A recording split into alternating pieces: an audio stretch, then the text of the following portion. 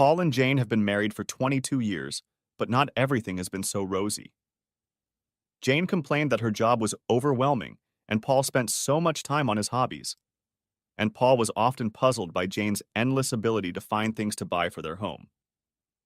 But these were minor annoyances in a long and very happy marriage. At 45, Jane remained an attractive, mature woman. She had only added a few pounds over the years, and they seemed to have taken root in all the right places. In high school, she was rather unassuming and had a hard time gaining friendships and confidence. But many of the stars of her youth that had kept her down now looked downright ugly. She worked as an office manager in a government department, was competent and respected. Paul had thought her very beautiful when they married, but now she was truly beautiful and elegant. Paul kept himself in shape, aided by his work as a self-employed and energetic project manager.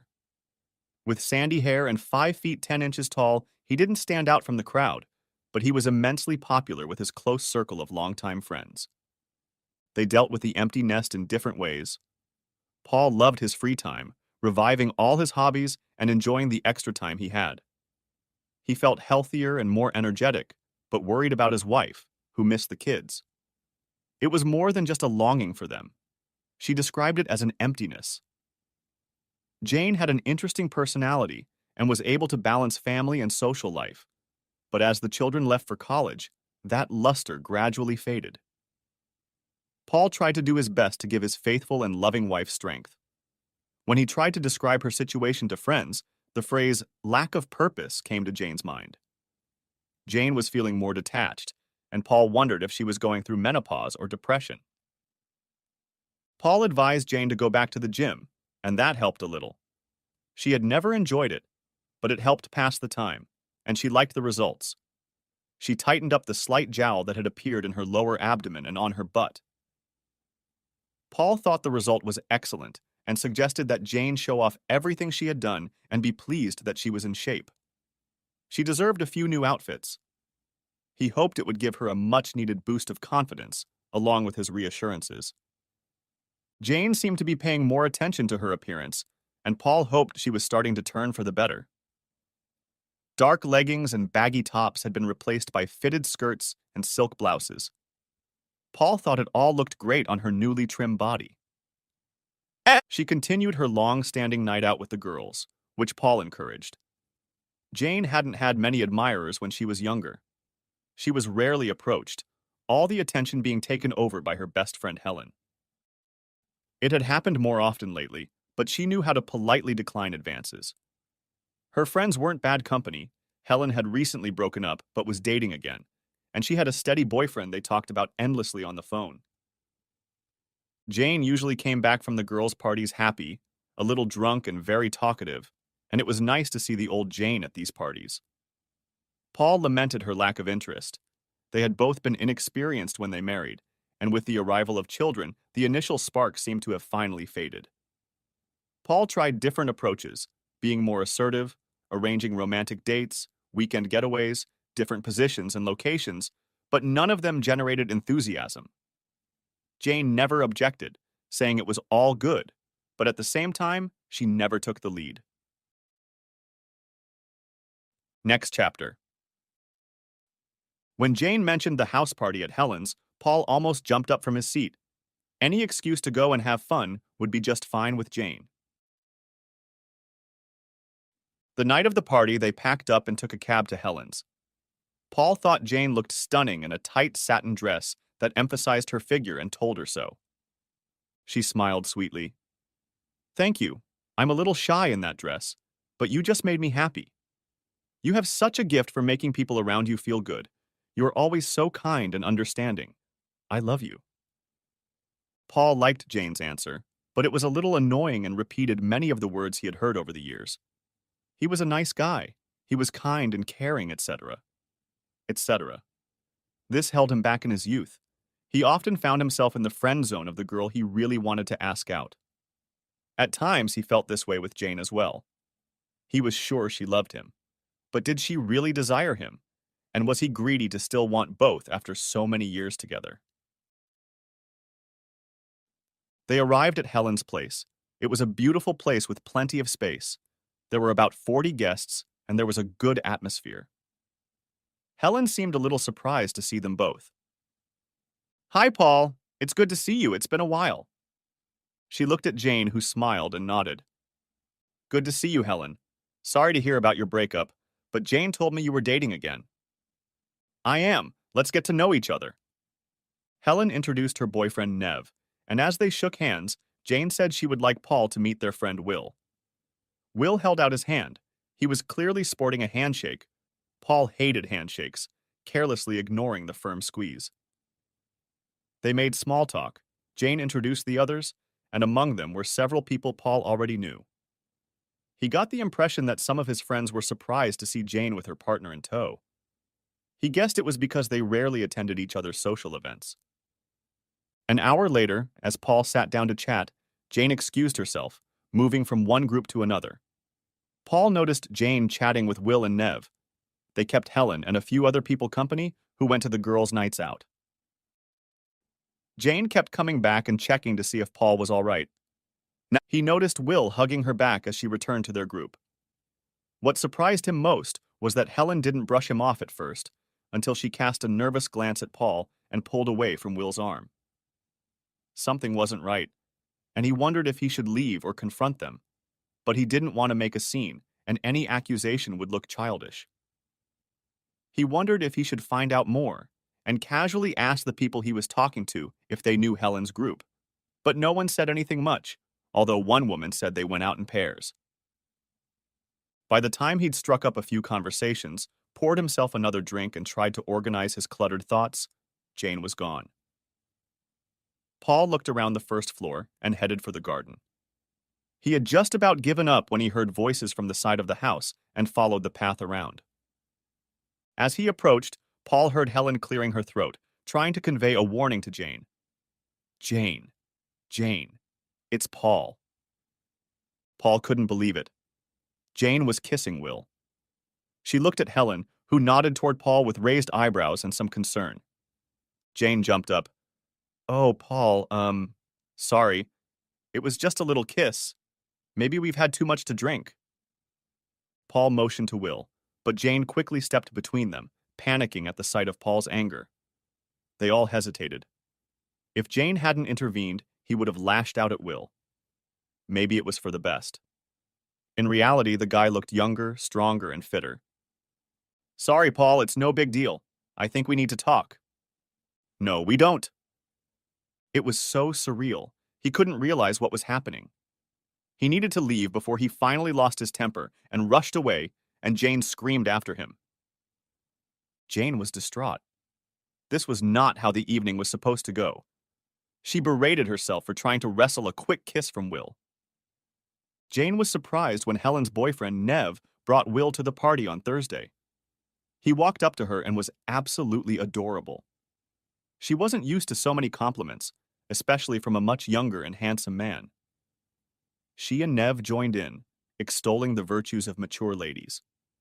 Will was clearly ogling her and not apologizing for it. The whole thing was just overwhelming. For the first time in her life, Jane had thoughts and desires, and she wasn't sure she could or wanted to control them. She still loved her husband, but Will was an intoxicating mystery to her. It was interesting to meet and socialize with different, younger, and more interesting people. She became fixated on Will. He constantly intruded on her thoughts. The next morning, Paul and Jane were sitting at the kitchen table. I'm so sorry, Paul, but last night was a big mistake. Everything is very confused, and I can't think clearly. The time with my friends showed me that we can experience things together with other people. Things don't have to be just between me and you. There can be different sides to our lives. There's nothing wrong with friends, but he seems to be your boyfriend. Are you breaking up with me? Don't be silly, Paul. He's not my boyfriend, and I don't want to dump you at all. We sleep together every night, wake up together, spend our whole lives together. Except when you spend time with your boyfriend. I don't have a boyfriend, Paul, don't say that. Kissing, touching, who the hell is he then? He's a friend, that's all. Bullshit. It clearly wasn't the first time. Jane hesitated, trying to carefully frame the conversation while at the same time trying to be truthful. She really did love Paul, and they were destined to spend the rest of their lives together. I don't think I've been in a healthy state, Paul, and no. I need to keep what got me out of this quagmire. I need you, your continued support, and time with friends. Paul flinched. You mean time with Will? That was the problem. She knew it was wrong, but she really wanted to keep seeing Will. She didn't want to hurt Paul or lie to him. He deserved honesty. I'd like to keep spending time with this group. We're all great friends. Paul growled. Especially Will. I assume you're not just friends? Are you having an affair? No, absolutely not. It's not an affair. Well, I have a distinct feeling that your other friends are well aware of your affair with this guy. Stop saying it's an affair. They see us together more often than they see me with you, that's all. I think that in itself speaks volumes. He's a friend of Neve's and we spend time together. Once you get to know him better, you'll like him. I have no intention of getting to know him. The man has no morals and he's trying to seduce my wife.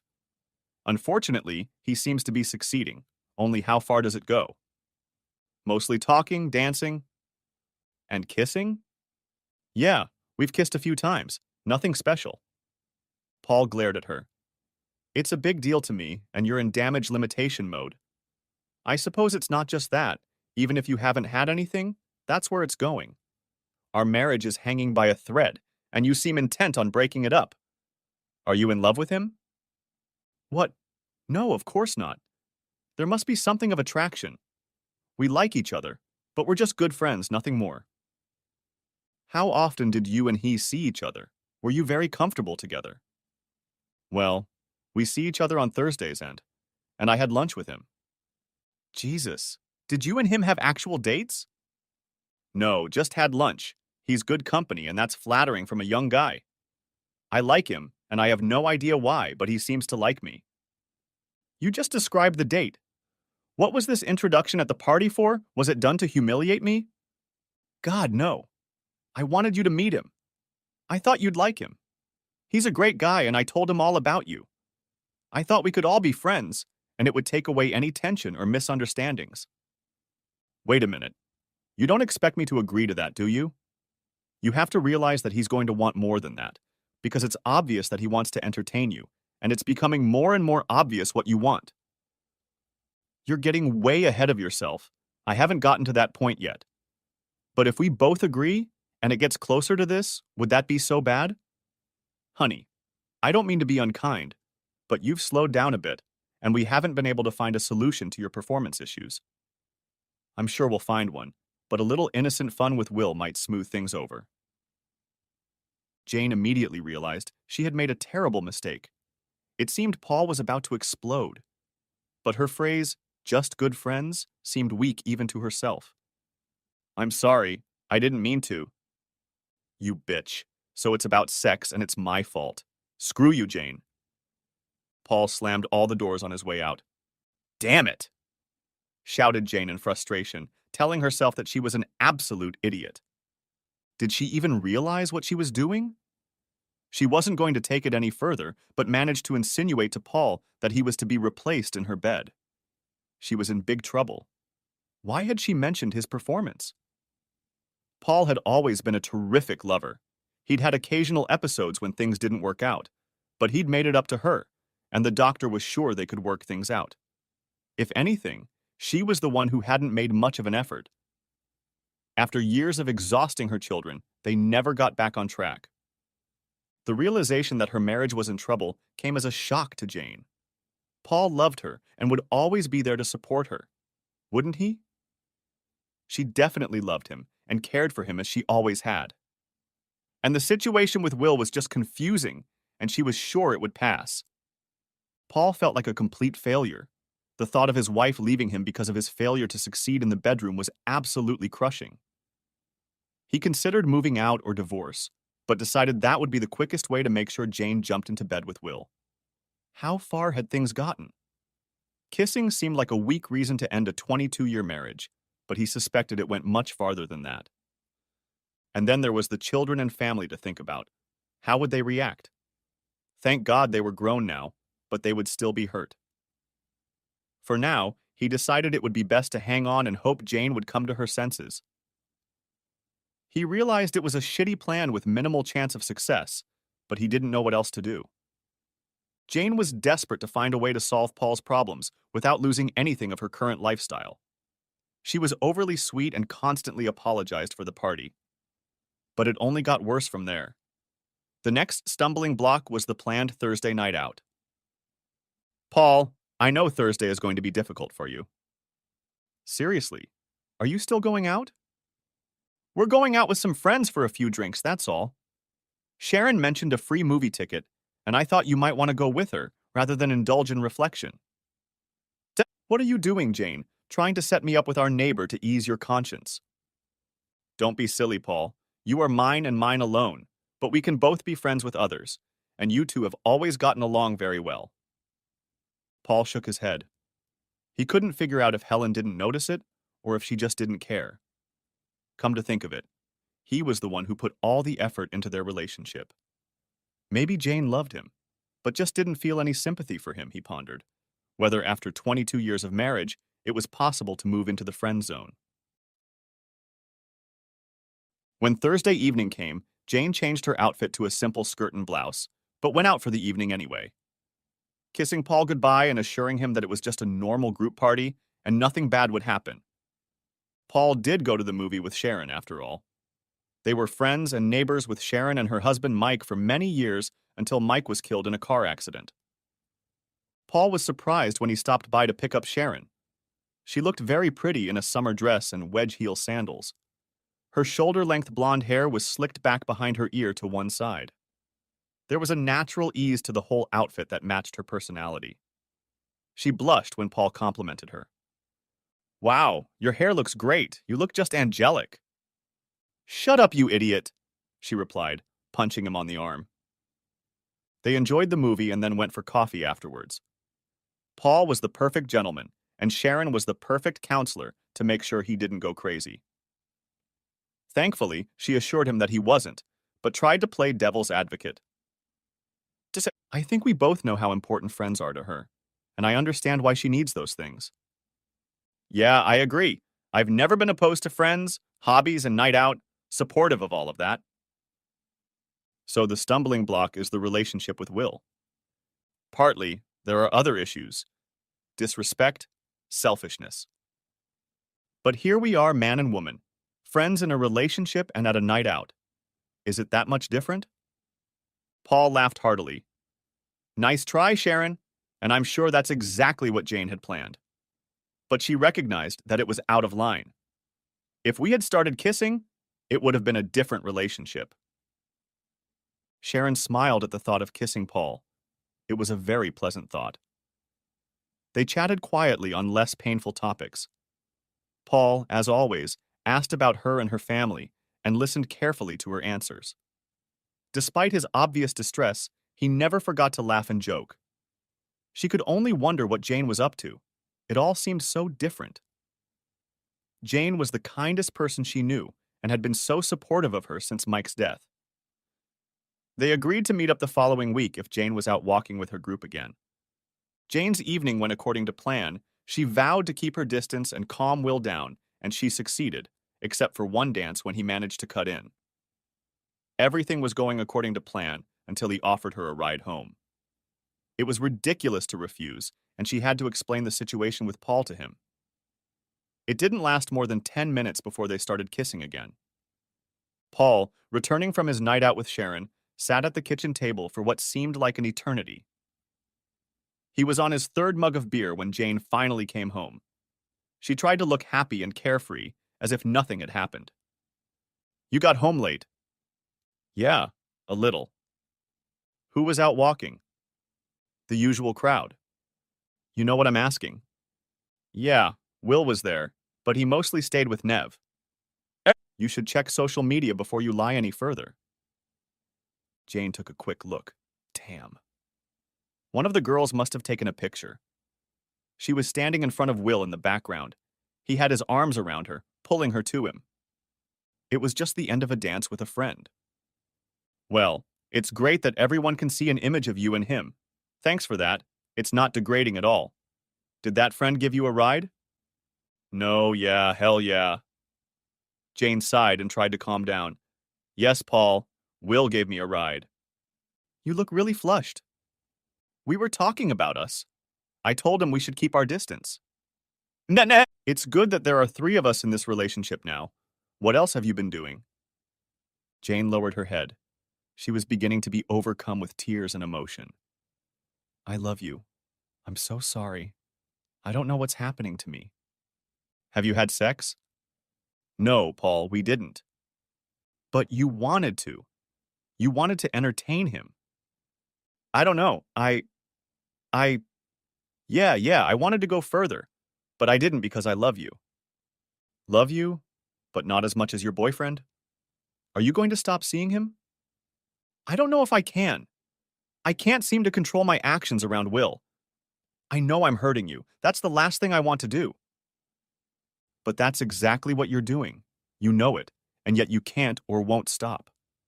Obviously, continuing your relationship with him is more important to you. I'm sick of your behavior and disrespect. I'm leaving and going to my brother's. Jane was shocked. Please don't, Paul. I'll stop. The truth is, you don't want to stop. It's quite clear what you want.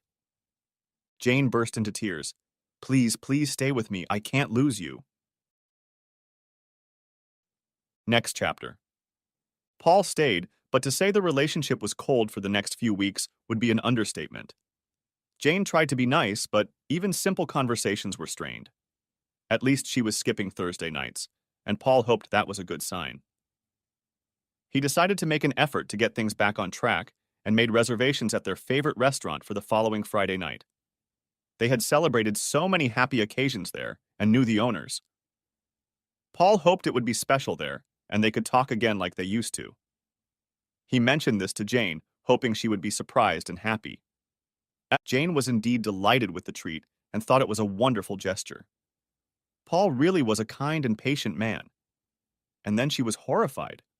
She remembered that she already had a reservation for Friday. Paul, you're so kind. But can't we reschedule for Saturday? I suppose so. Why? Helen has tickets to the charity ball, and I promised to go. It's a big event to benefit the local hospice. You'd rather do that than go out with me to try and save our marriage? No, I'm not saying that. We can do both. I'm sorry, but I've already said I'll go. It's an important night for Helen because she's on the organizing committee.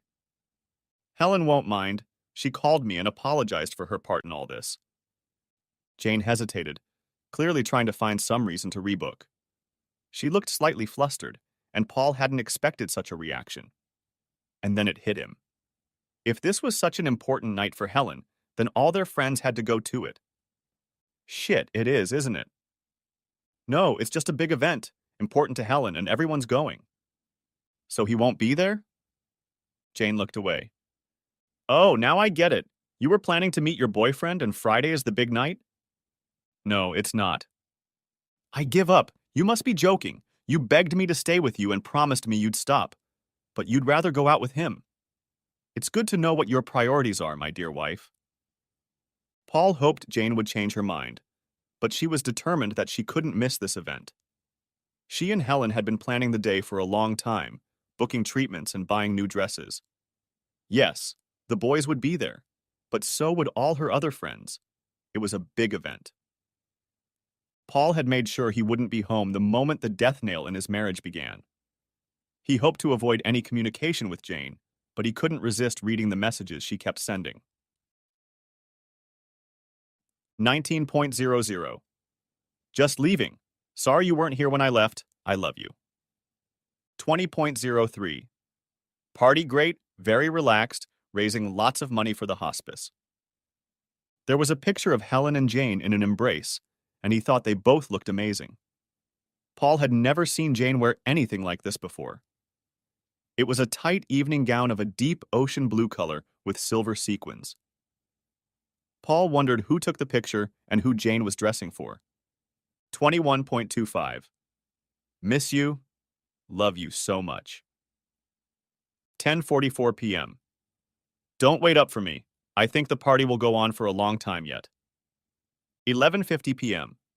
Don't worry, I'm fine. Having a great time. See you soon, ex-Essex. 1:10 a.m. Decided to stay at Helen's as I'm very drunk. See you tomorrow. I really love you. It was nearly 11 a.m. when Jane got home. She walked into the kitchen and couldn't bring herself to look at Paul. Paul just knew. She shouldn't have even asked if she had fun. Finally, Jane was able to look at him. I'm so sorry. You're always apologizing. It just happened. It wasn't planned. I don't think that's true, Jane. It was very much planned. Was it worth it? Did it rock your world? I don't want to go into details, Paul. He was enthusiastic. We felt differently, but I think I've gotten over it. How nice of you to do that, I'm leaving. Really? Threatening to run off to your brothers again instead of facing our problems. No, no threats this time, and those are your problems, not mine. Goodbye, Jane. At that moment, Jane noticed a packed suitcase and backpack in the dressing room. She tried desperately to think of something to make him stay, but she couldn't think of anything. What she had done to him was horrible. She really hadn't thought about the consequences of the decisions she had made in a drunken frenzy the previous night.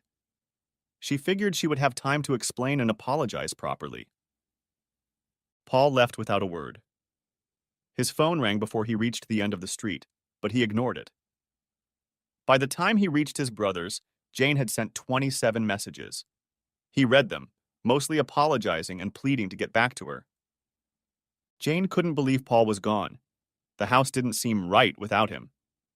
She heard a knock on the door and, hoping it was Paul, rushed to answer it, but she saw Sharon on the doorstep. Jane immediately burst into tears and received a comforting hug in return. She told Sharon her version of what had happened last night. Most of the events matched what Paul had described to Sharon, but Jane explained things differently. At times, it sounded like nothing more than innocent tomfoolery devolving into a romantic fairy tale. Sharon made no effort to hide her opinion. How would you feel if Paul and I kissed? You're crazy if you risk losing him, especially for some boy who's trying to overstep his bounds. Jane jumped up from her seat. You bitch. You've always liked him? You're after my Paul. Sharon smiled patiently. We're friends and I would never try, but if you throw him away, I might do that. Jane burst into more tears. I suppose I could throw it away. Last night. Oh, please tell me you didn't, you complete idiot. Getting no encouragement from Sharon, Jane called Helen. What were you thinking, girl? Guys like Nev and Will are fun, but only for short-term flings. You wouldn't dump a man like Paul for them, and you certainly wouldn't rub his face in it. I thought I just needed to get it out of my head, have fun with Will, and then focus on Paul. Helen thought Jane was a naive fool. Paul would never agree to that. The thing is, Helen, Will is wonderful. I had an amazing time. It lasted for months. Didn't it? That's wonderful, Jane, but then what about you and Paul? I honestly don't know. I was hoping I could switch to Paul and get us back on track, but I don't think he will, and I can't blame him. I feel awful about it, but at the same time, last night feels like it changed my life. Jane had been begging Paul to come back for weeks, but he wouldn't. She worried about him. His brother and sister-in-law were good people, but it wasn't the same as his wife's concern for him, and she knew he would miss her despite her actions. In the end, she resigned herself to the fact that it was a hopeless case. Even if she behaved better, her actions would always keep them apart. Jane decided that the kindest thing she could do was to let Paul move on with his life and stop stalking him. Despite her actions, she was sure she loved him, and that meant letting him go before she hurt him more. They had to keep in contact about the children, and they managed that interaction just fine, getting along quite well with each other. Divorce was out of the question, but they agreed to continue paying half of the mortgage each and treat the house as an investment, selling or buying it back when either of them wanted or needed it. Despite his refusal to return home, Jane was surprised that Paul had dealt with his anger and resentment so quickly. She deserved and expected more rants and accusations. Then it dawned on her what could be causing this. Are you seeing someone, maybe Sharon? Sharon? What makes you think that? You two have always gotten along so well, and she's shown an interest. Really, I had no idea. She's dating someone else anyway, and I'm kind of dating Marie. Marie, the receptionist from your job, oh my god, she can only be 35. Paul snapped back. But she's older than goddamn Will anyway. Jane's initial irritation evaporated in an instant. She paused, trying to gather her thoughts. I'm sorry, Paul. She's a nice girl, and I hope things work out for you. It's just getting started. Paul and Marie went on a few dates. 2 weeks later, they formalized their relationship with no problems with work.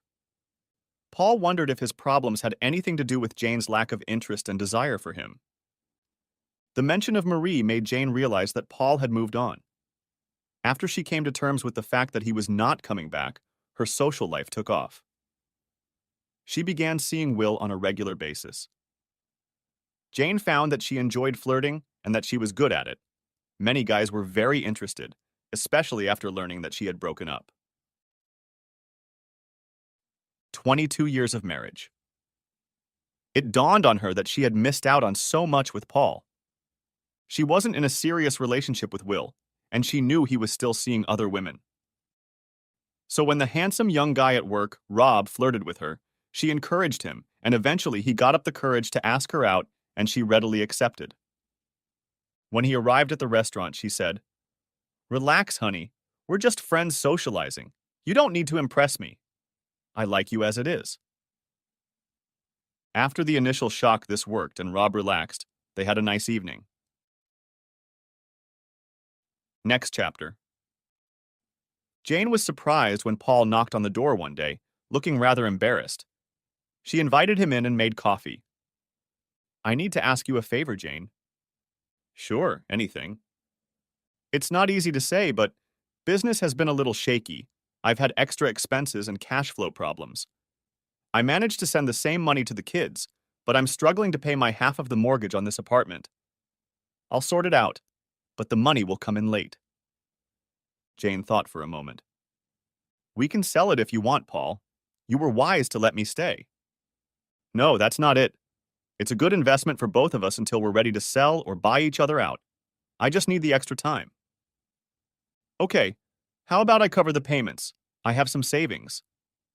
"No, I was just thinking of asking the bank to defer the payments for a while. I can't use your savings." Jane smiled, knowing that was exactly what Paul was going to say. They may not have been together, but she knew him better than anyone else.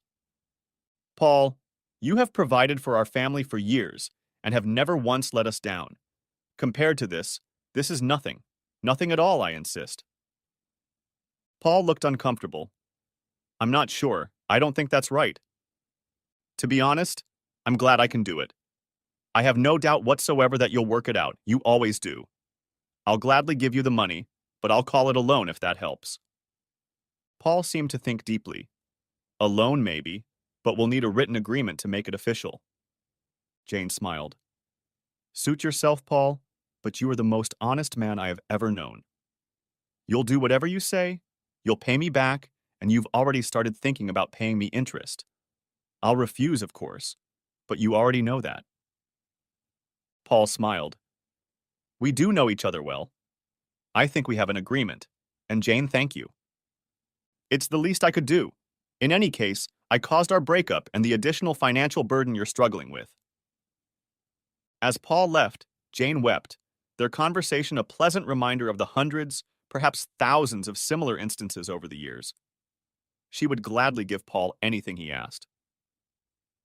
At work, Jane had a reputation for being hot and had a steady stream of potential lovers wanting to date her. She often heard them refer to her as a hot wife, MILF, or cougar, and it thrilled her. She had always been unassuming when she was young, and this kind of attention was new to her. She knew that some people would call her a slut or slutty, but decided to put up with it, thinking that a guy in a similar position could be called hot. Her dates were a lot of fun, but more often than not she felt lonely, and it was getting a little tiring. As you'd expect, the breakup had been emotionally traumatic, but she should be over it by now and enjoying life to the fullest. So why wasn't she feeling better? Jane saw Paul and Marie together regularly. She felt the usual feelings of jealousy, but then chided herself. After all, she was the cause. She noticed how easily they talked and how comfortable they felt around each other, smiling and laughing often. She still wished Paul the best. He was a good man and deserved it. All of this was in stark contrast to her own short relationship. Even if the right man offered something more serious, she would find a reason to turn him down. Despite what Jane saw, Paul and Marie's relationship was beginning to falter. They liked each other, but there was no spark. Perhaps Paul was in too much of a hurry, and Marie was younger. They felt it at the same time and agreed to be friends, albeit with privileges. Marie insisted that by all means they should continue to enjoy each other until she found Mr. Right. Next chapter. Paul and Jane stood on the railroad platform, seeing their children off to university after the Easter break. They had spent time with both parents getting used to the new arrangements, and it had gone relatively smoothly. Jane smiled at Paul. "Would you like to have coffee with us?" "Sure, why not?" After they had talked about the children, there was an awkward silence, each immersed in their own thoughts. Jane filled in the gap. "I'm really sorry about the way things turned out for us, Paul. I loved Still Love You, and I blew it." "Was it worth it?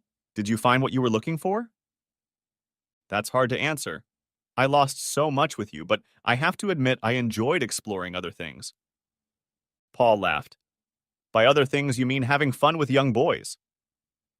Jane smiled. "I'm pleased that you can laugh about that, Paul.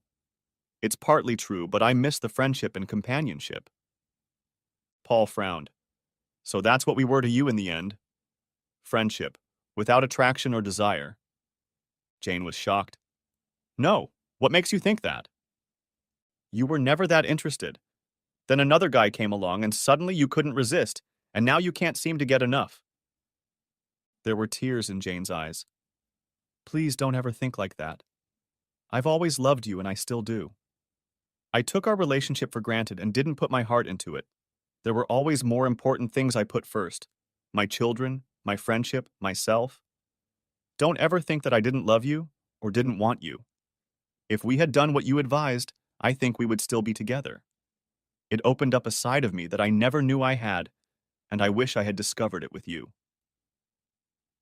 Paul was surprised by Jane's answer. She seemed sincere. He was still trying to make sense of her words when she continued. "I'm glad you're experiencing all that with Marie. I don't have that. The companionship and the fact that you clearly can't tear yourselves away from each other. She's a lucky girl and I'm genuinely happy for you both." Paul hesitated.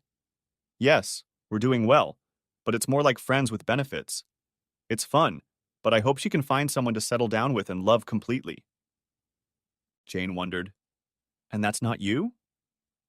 "No, unfortunately, I don't think so. She needs someone her own age. We are still friends, but neither of us have that feeling. It's hard to explain. Our relationship is great, but something is missing." Jane sighed. "Yes, I remember that feeling. We had it before I lost it. She's an idiot if she let you go.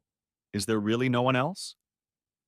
"A few dates, but nothing serious. Can't find a date." Without time to think through all the implications, Jane whispered, "Maybe you should date me." Paul was silent for what seemed like hours, but was really only moments. Jane was beginning to regret her remark and was beginning to think of a way to make a joke. Then Paul smiled, or was it a grimace? But then he stopped, sighed, and looked at Jane.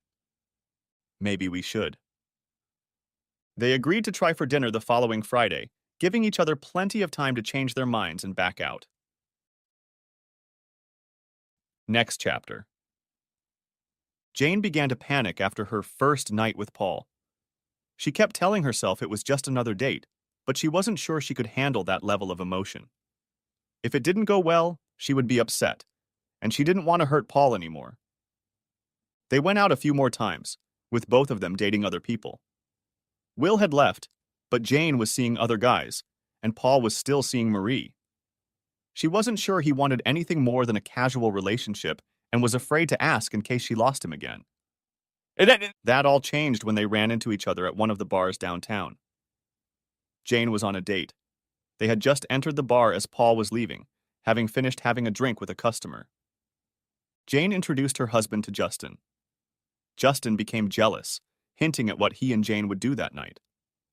Jane, wasting no time, made it clear that the date would be short-lived if he continued to misbehave and that her husband would always be her priority. Paul was shocked by Jane's statement, but not as much as her date, who, with a snicker, retreated toward the bar. Jane apologized to Paul and asked him to wait for her at the door. She turned back to her companion.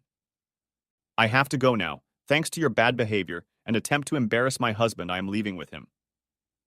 Her companion was confused between anger and apology. Jane continued, "Maybe we can go out next weekend, thank you. You've just made sure my husband will try very hard to get me back tonight.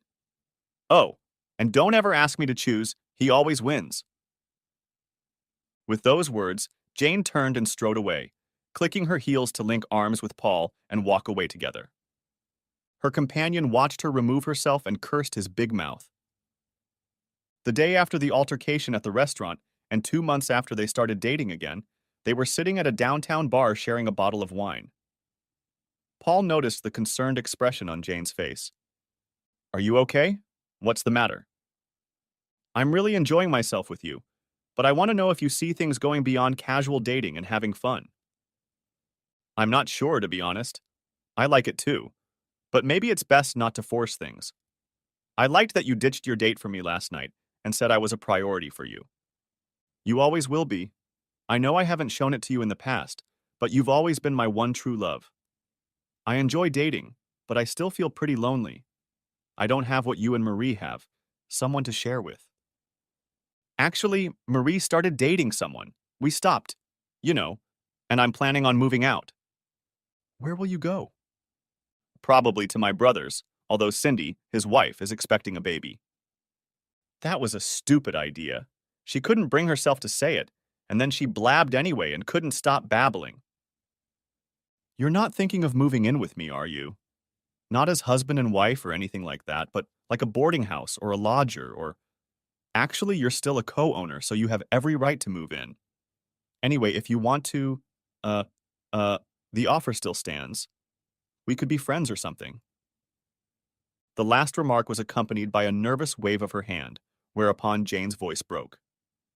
"Friends with benefits?" Paul asked with a broad smile on his face. "Of course, we're still married anyway, so you're entitled to it. I suppose that makes you a beautiful wife and me some kind of asshole." Jane laughed. "Hardly likely, considering how much you talk about it, and the fact that you dumped me as soon as I was done with Will. We could try, I guess. I know what I'm getting into, and so far we're being honest with each other. I like your companionship, and I've always loved you, but I don't want to go back to that grouchy housewife with borderline depression. I still want to date other people, and I insist that you date too. Otherwise, it wouldn't be fair." Paul smiled, remembering. "You know, I always liked that housewife, and you were never that awkward in my eyes." "I know. It was so special, and I was a bloody idiot. I let you down and ruined our marriage. I don't want to hurt you again." Paul tried to weigh the consequences before giving up. It was too complicated for his brain. "Fine, I guess we can try." Paul moved in with the idea of using the spare room, but that idea was discarded the first night, and they shared their old bedroom. They were quickly back to their old habits. Everything was familiar and comfortable. Despite this, they were both hesitant to pursue a new relationship and continued to date others, although their frequency had greatly reduced. Next chapter. Jane reflected on Paul's remark about a beautiful wife. She wondered how she, the most ordinary middle-aged housewife, married to the most ordinary and loving husband, had gotten to the point of having so much fun with different partners. It wasn't an easy road, but is she glad she went through it? She is still not sure of the answer. Over time, Jane naturally cut back on her excesses, happy to be spending more time with Paul. Her dates became less frequent, about once a month, usually with a nervous Rob, her first lover after Will. She had been pleased to see his newfound confidence and the way he had matured, believing that she had helped him along the way. Now it was part of their arrangement, and other men seemed less important. The difference was Paul. Now she realized he was the most important thing in her life. There were difficult moments. Both felt a little awkward getting ready for dates when the other was in the house. One night, lying in bed, Jane apologized again for her nightly escapades with Helen.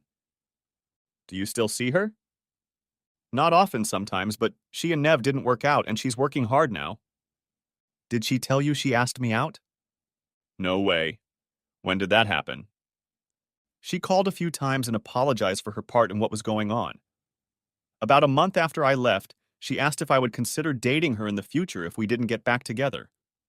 She offered to dump Nev and said I was the type of guy she was always looking for. I was shocked. She was a beauty, and it was a much-needed ego boost. Helen said I was a fool to risk losing you for Will. She seemed to mean it. Were you dating her then? No, not then. But I ran into her a few months later, and as you can imagine, I didn't. Oh, wow. I think you had a good time. Helen is amazing and great in bed. Paul raised his eyebrows. You know that? Maybe, Jane laughed. I experimented a lot after we broke up. You didn't go out with her again? No, she suggested it, but I thought we were too close. If I couldn't trust you, Helen couldn't. Oh, and the fact that she had your back. Jane fell silent. I hate to think that I made you lose trust in others. Helen was my best friend. She tried to warn me against getting too close to Will, but she didn't stop me. She was happily married for many years until her husband cheated. She's not a bad person. I can't blame anyone else. It was all my fault it all happened. Next chapter. They were cozying up to the television when Paul's phone rang. It was Sharon, sobbing uncontrollably. He couldn't make out the words, but it was obvious that she had broken up with her fiancé. Paul apologized to Jane and went to Sharon's house. It took a few hours to learn the whole story of the breakup. The guy left her for his ex. It was all a complete surprise to Sharon. Paul hugged her and told her everything would be okay. She was so upset that he feared for her safety. He managed to get her into bed, while he himself stayed in the spare room and called Jane to tell her the news. Jane supported him and arrived the next day with lunch and cans of soup. When Paul pointed out all those tubes, Jane smiled and said that was all she had eaten during their breakup. She had hardly eaten anything for 2 months. Paul was surprised that Jane was so upset. He assumed she had carried on with her exciting new life the day after he left. They kept in daily contact and helped Sharon through her long and slow recovery. Eventually, Paul talked her into going to the movies with him again. She loved movies, especially reruns of 50s classics. This led to other nights out, including murder mystery nights where she dressed up as characters from Agatha Christie novels set in the 1920s and 30s. Dating with Jane stopped as Rob found himself a new girlfriend. He thanked Jane for all she had taught him, and she wished him luck with his new novel. Paul more than met her needs, and she found that she wanted, what it was, to be faithful. She knew she still loved Paul and had never loved anyone else. In their former life, as she had described it, she had taken him for granted. Now she found herself enjoying his company. She spent almost all her time with him and enjoyed it. The dates were fun and exciting. Paul was interesting and a good conversationalist and a constant person to rely on. She was jealous of him of Sharon, but took that as further evidence of how good a man he was. Since his time was divided between Jane and supporting Sharon, Paul had little time to date anyone else. Paul and Jane were sitting on the back porch enjoying a beer and a glass of wine. Paul, do you think we could be a married couple again? I haven't dated anyone in the last 4 months and I'd like to be yours alone. The suggestion took Paul by surprise. I don't know, Jane. It's a big step and I'm not sure. I love you, Paul, and I want you back. I need to think about it. Can I be given some time? Sure. Take as much time as you need. Just know that I'm always here for you and I've always loved you. A week later, they were sitting in the same seats again. Do you have any regrets, Jane? Paul waited, intrigued to see how Jane would answer. No, you're back in my life now. I regret the way things happened and the way I treated you.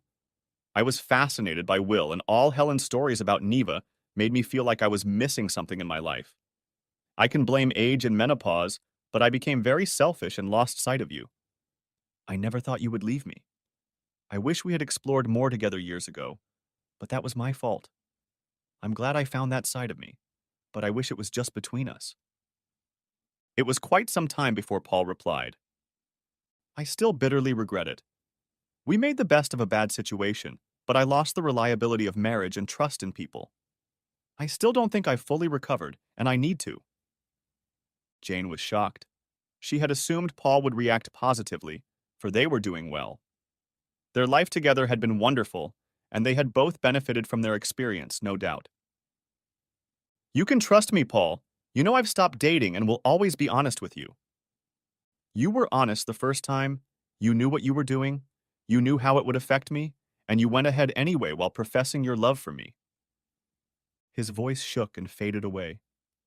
Tears came to Jane's eyes. She was horrified, realizing that they hadn't rebuilt their relationship, but had merely plastered over the cracks. Paul took a deep breath. I talked to Sharon about your proposal, and she surprised me with an alternative. She asked me to consider moving in with her. Paul and Sharon's growing feelings were undeniable. They had always been friends, their conversations easy and casual. In recent months, they had both felt the attraction, but had hesitated, and now Jane's request made them think about it. Sharon had stopped holding back. She saw this as her last chance to tell Paul her true feelings for him. I still love you, Jane, and I might even be able to trust you again. But I don't want to forget what you did. I don't think it was fair. To trust someone so much to then have that illusion shattered like that. Please don't do this, Paul. I've changed. You can trust me. If Will or Rob came back, would you give up on them? Maybe, but I'll never be sure. History won't cancel. And I know you're still flirting and enjoying the attention. Jane grimaced at the truthfulness of Paul's words. I can't live in doubt, and I can't give you more. I wish I could, but I just can't. Sharon is completely honest and so caring that I can't imagine her doing what you did. There are no guarantees, but it just feels right to me. Jane lowered her eyes sadly. She kept her promise. She said she would try for you if I left you, and I think she eventually did. I think she tried to stay out of our problems, but our feelings grew. Jane could see that Paul was hesitant. His decision was not final. She was about to insist on her own, when suddenly it hit her. You're right, Paul. I like being desired and feeling myself while doing it. I don't regret it. It makes me feel alive. Paul's eyes flashed with anger. He was about to attack verbally, but seeing the tear in Jane's eyes, he nodded and stood up. Thank you, Jane. If I had loved you less, maybe we could have worked things out, but you almost destroyed me. We had a wonderful marriage, and we still have children, but we need to move on. I'll get my stuff out tomorrow.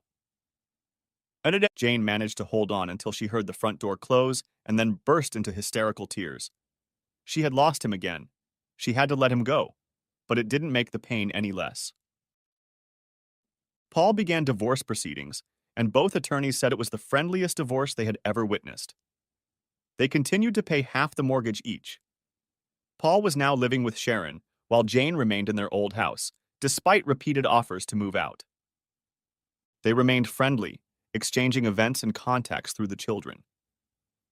Sharon worried about Jane and how lonely she seemed while her own relationship with Paul blossomed. Jane started going on dates again, but it wasn't the same. The excitement was gone. She really wanted Paul and Sharon to have things the way she did. She could see firsthand how they spent their days and nights together, and that they were such a natural fit for each other. She tried her best to be happy for them, but she couldn't shake off the bitter aftertaste. Vacations plagued her the most. Jane and Paul had made a list of places to visit over the years when they couldn't afford vacations when the children were young. Now Paul and Sharon were experiencing those places together and planning others. 6 months later, Paul and Sharon's engagement took place. This event and the fact that they saw each other so often became too painful for Jane. She moved into an apartment, selling their old house and splitting the profits with Paul. And Jane was still looking for someone to settle down with, but that person proved elusive. People her age had all sorts of baggage under their belt and were pretty hardened. It didn't help that she now had a certain reputation that attracted suitors, but no one was looking for a serious long-term relationship. The invitation to the wedding followed 3 months later. Jane couldn't bring herself to go to it, even though the children were very excited for their father and the foster mom they knew and loved so well. Jane sat and thought again about how she had left Paul. Perhaps, after all, there was a natural justice in it for her selfishness and greed, deserved the half-life she had set for herself. The end. Thanks for watching, I hope you enjoyed it, so subscribe to my channel and watch the next video.